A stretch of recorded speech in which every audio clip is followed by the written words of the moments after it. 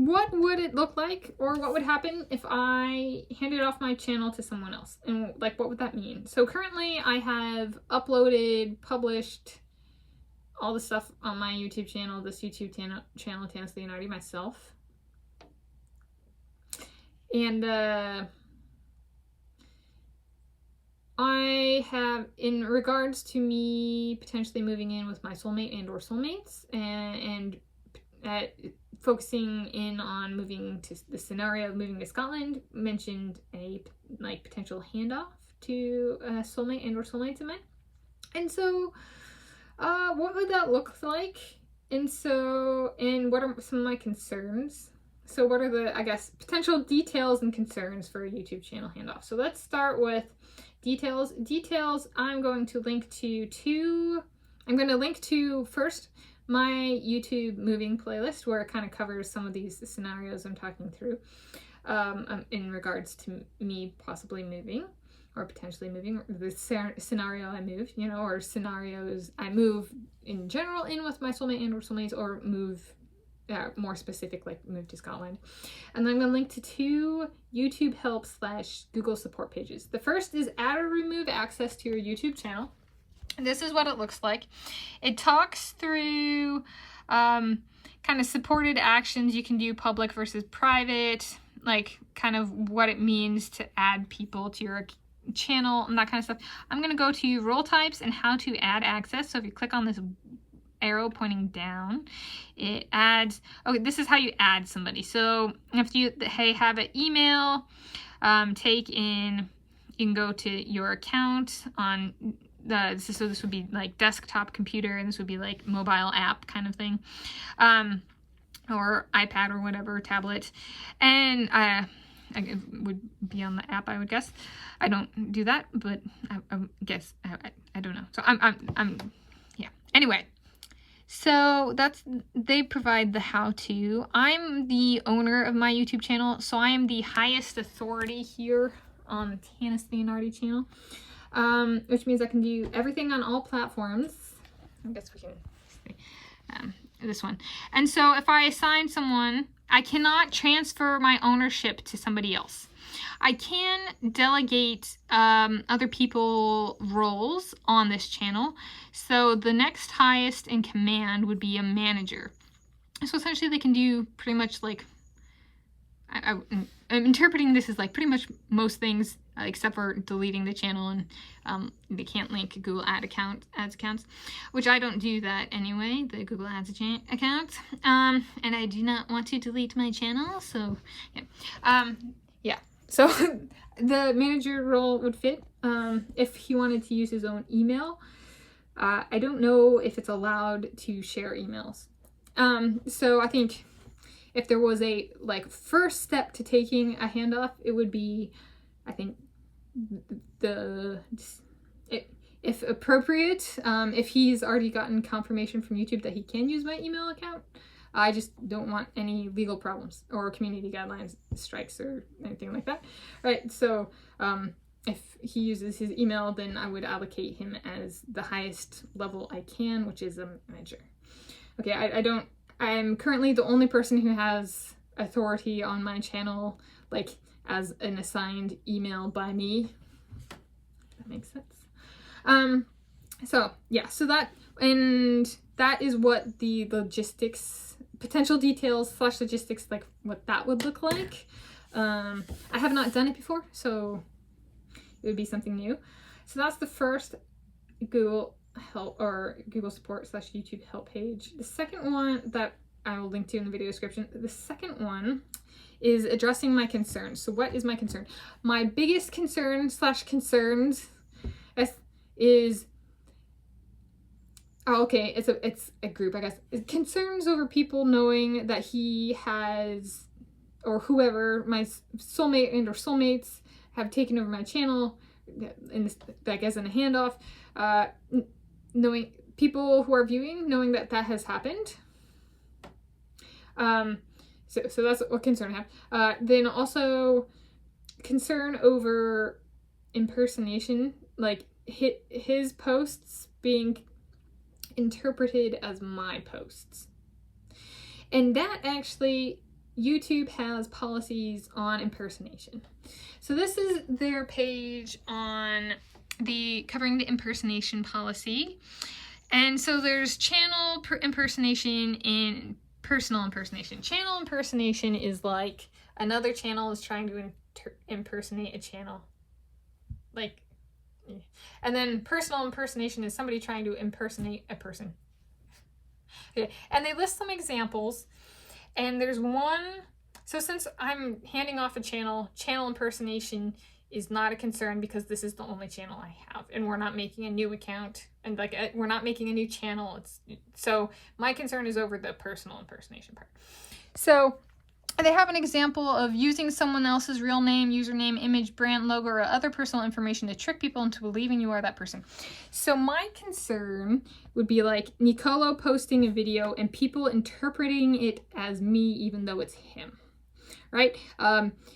But they're saying there's a nuance here where they're like it would be somebody doing that intentionally to try and trick someone. So we're taking extra steps like making this video, like me making this video, to make sure or try and minimize any confusion over like if we hand off the channel, like who's doing the uploading and stuff like that. Because I've made it part of my business that it's me. You're getting me. And so being like, you still get me, the vision statement and mission statement and stuff doesn't change. However, the like living my life like as it happens and sharing it when I can, that kind of stuff.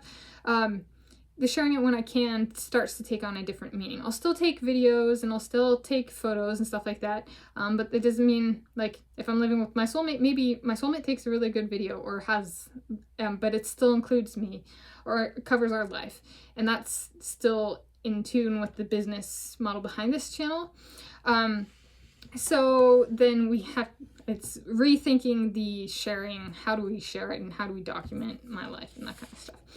And so what I'm concerned about is, let's call this there's a business A and the worker B and worker C, and worker C takes and posts something, but they sign their name worker B. That would be impersonation. Okay. And so I'm thinking through what does that mean on my channel? So and how have I already tried to tackle these policies in the past? So maybe we'll start with the example. So I actually read these policies and make a point of reading YouTube policies every once in a while. And I did a bunch before I started uploading videos kind of more routinely and reading through these. And impersonation came into play with my food videos, my sweet eats and savory eats videos. My main concern was, and this was before I even started posting videos, period, was, there'll be like some restaurant and it'll have 5 locations or 4 locations or 3 locations, and the different locations of that restaurant or that chain or whatever will have very different reputations, or they will serve different menu items or something like that. And I'm like, so I could say I'm at blank location, but if there's concern over me making a sweet eats and savory eats video at a certain location of a chain restaurant and it has different items than another chain, it could, there's been a Supreme Court ruling at some point in time where a business can be treated or a corporation can be treated as a person. So I'm like, technically, like if I wanted to get super legal, my aunt works in the legal system and stuff, so there's like, and I have, both my granddads, my grandpa, my granddad, and my uncle were all in the military, so this is kind of stuff that like, there's a little bit of like socialization to some of this approach on dealing with stuff, was take how like as legal as you can make it or as strict as the rules can make it and think through it there. And so I think through, I include, or like not always, but like sometimes like this location of a restaurant is on street blank in this city, because I don't want it to come across as this location I'm eating at is impersonating another location, if that makes any sense. So I have worked through this and am working through this with my sweet eats and savory eats videos, as I take steps to make sure you, the viewer, know where I am so that I don't run into impersonation problems with the food that I'm eating, right? Or if somebody made at home something that looks like a certain place, but it's not actually the certain place, but then they take it to the place to eat it and say it's the place. Like that would be a food impersonation, you know. So I'm not unfamiliar to the impersonation policies and using it in guiding my video, how they're constructed. How this would change a bit. So let's say this is Tanis Leonhardi. I'm Tanis Leonhardi, worker B, and Nicolo is worker C. What we could do is in the video descriptions, maybe put, I'm not saying we'll do this, but I'm just thinking through, right? This is kind of mapping out what could happen. Uploaded by Nicolo or whoever, filmed by, I currently do that in my videos. If they're edited videos, I don't have a lot of those, but I made a point with at least some of them putting edited by me because I edited them. You know, that kind of thing is making that very clear in the video descriptions, and as applicable, also doing it in the content, so the actual video itself, especially emphasizing on the transition period so that you guys, the viewers, know, and like we can help reduce any confusion about who's kind of operating the channel. And then also going through it in the handoff, there's also the hand back, right? The when the channel comes back to me. So there's the, like, you can think of it as like, we're going out, okay, it stays out for a while and then it comes back.